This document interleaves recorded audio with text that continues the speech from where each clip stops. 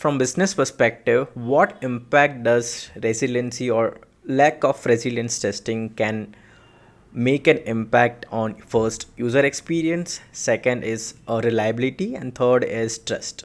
Sure. So, like I said, I'll tie back to my days of building Android applications. I always cared about the user experience. And trust me, users like you, me, everyone who's watching this, we don't care about the internal architecture of your applications. We don't care if Instagram is a monolith or if X is microservice based.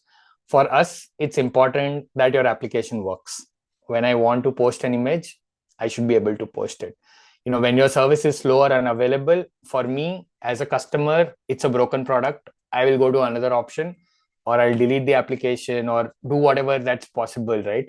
So for the end user, it's not important what your architecture is, but the experience is more important. So how gracefully you handle the failures in your application, right? How gracefully your application handles anything. It could be a timeout issue, right? A lot of times I have used applications where it just times out and it gives me a blank screen and I have absolutely no idea what has happened. Some other applications will show me a cat over there roaming on the screen and says that, okay, we are trying to fix a bunch of. So I, as a user, know that, okay, it's not my fault, it's server's fault, something has gone wrong, and I get an idea. So I think I see resiliency testing as a bigger thing for user experience, obviously, because we can test bunch of real world scenarios, and how your application will respond to it. So obviously, number one is the user experience. Second, obviously, is reliability. When you are talking about resiliency, reliability goes hand in hand, because in a way, when you are testing your application for resiliency, you are going to have a bunch of scenarios that you will test, which probably your traditional testing will never consider. So you might not even have a plan of doing that. What if I shut down my database server, or what if I turn off my message queue? What will happen? So these kind of tests are usually not written. Test would be like, I'm sending a message, it's storing in a queue, what's the response time? That could be a test. Your response time should be within some milliseconds. That's a valid unit test sort of. But you don't really actually test how your system will behave when something goes wrong. So every incident has a cost associated with it. Anytime like Cloudflare went down, a lot of services went down, and there was a cost associated with it.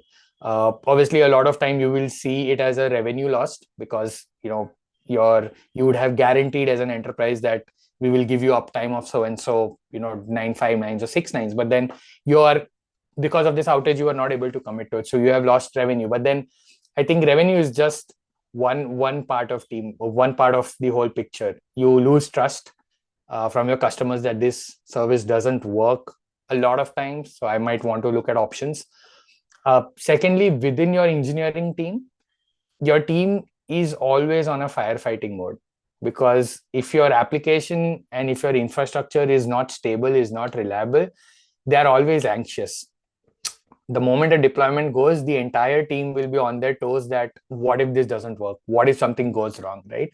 So your team is now focusing on firefighting issues rather than building on new features. So this entirely slows down your deployment cycle and affects your competitive edge in some way or the other. So if you're competing with some other enterprise on certain set of features, you will lag behind because your team doesn't have bandwidth to develop features, because they are stuck with making your systems reliable, right? So that is a part. And I think the third one was trust, which I mentioned in both this thing, right? The users can forgive bugs, right? If there is a small bug in application, they're like, okay, fine, it's fine, it happens, sort of, right? But then they cannot forgive outages. That's how I've seen, right? The moment a service goes down, you go to Twitter or X and you will see memes coming out of it. You will see a bunch of things happening, right? So if there are minor bugs, people can still forgive it. But then when your application doesn't work for long hours, that is when your trust is affected. So if there is repeated outages that is happening, or if a customer data is lost in the transaction because you didn't test for it, you didn't know how your application will respond. For example, a lot of us fill a lot of forms. You talk about visa forms, you talk about admission forms, you talk about anything. We fill a bunch of forms. Now, what if you have filled a form, you submitted it, something goes wrong in the network, the data is not gone to the server, it's gone from your UI, and then imagine sitting and filling that form again. You are not going to do that again. You are gone. Your customer is gone from there, right? So of all of this, trust is very important. And I think when you do these kind of testing, when you do resiliency, when you kill a pod, when you kill a service, when you introduce latency, you are actually trying to test in production without being in production, but dealing with real world issues. And picking up a bunch of things and creating a realistic scenario will make your application more stable and reliable. And that way your team would be confident that yes, this application can handle anything that goes wrong. There will be more trust within your team as well, because your team is trusting it.